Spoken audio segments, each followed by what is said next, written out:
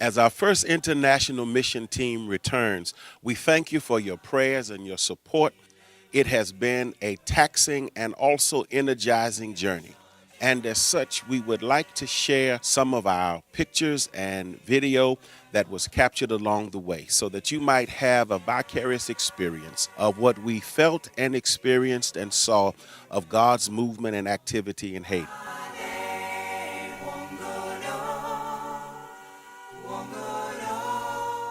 Today, we will hear from Brother Barry Taylor, one of three men on the mission team constituted of a total of 5 members. He has wonderful and powerful insights and very provocative pictures. Experience Haiti through the eyes of Barry Taylor. As we drove on the campsite, I just remember all the kids that came up to us, mainly the men. They would just grab our hands and they were just willing to give us love without really knowing who we were. And I just thought that that was so awesome. Because when we were driving up there, I was thinking how sad it is for this situation. And as I started talking by just smiling and not really, speaking French or their language, but just smiling at each other, I realized that what I see from a distance might be sadness, but as I got closer and saw the joy in their hearts and their eyes, I realized that God was doing a great thing there. And I was so lucky and fortunate to have the opportunity to witness how the Lord works. When we have nothing, how he can be so much stronger and we have to depend on him so much more. It was so gratifying to me to feel that personally, a one-on-one experience. I've done charity work here in the United States before, but nothing to the level where you are just touching kids' lives and making a difference. Like here, you would drive down the road and you'd give someone $1 and you'd still be in your comfort zone of your car. But in Haiti, you got out the car, you mingled with the people, and your security for, the doors on the car were no longer there. And you realize that it's okay. It's okay. God is still at work.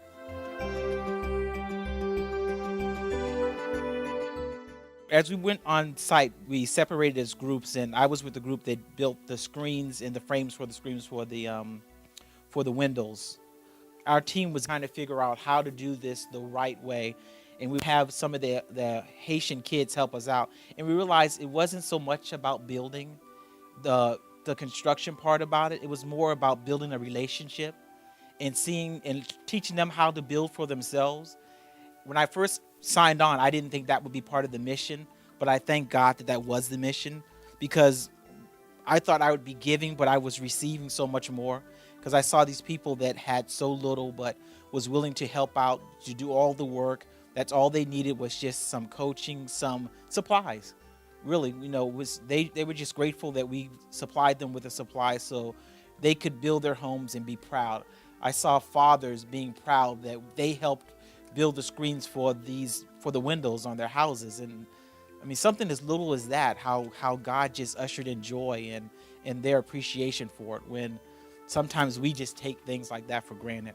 So I was just grateful to be a part of that.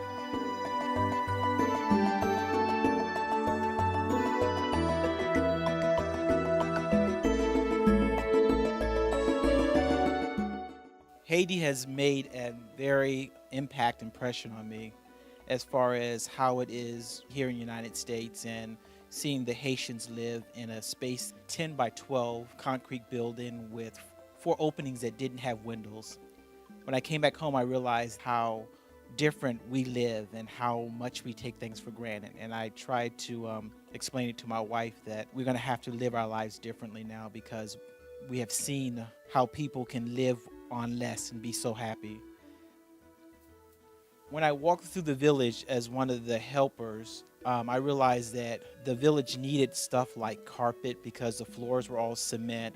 I also thought the kids needed toys. I remember I saw this one little kid that had a oil can that he put tires on. He was pulling it with a string, and he was really happy and content with that. But I could just see how much more of a smile he would have if he just had something like a real car that we have in the United States that we can simply disregard for something newer or something better. So what I'm going to relate to the second group is take things that they can really use and appreciate, and things that we would normally throw away, realize that other people can use it.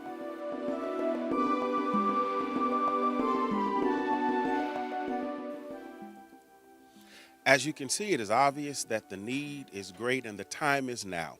As we prepare for our next mission group to go to Haiti, we want to send them with not only hands to help, but also gifts to improve the conditions of our brothers and sisters in Haiti. Here's how you can help.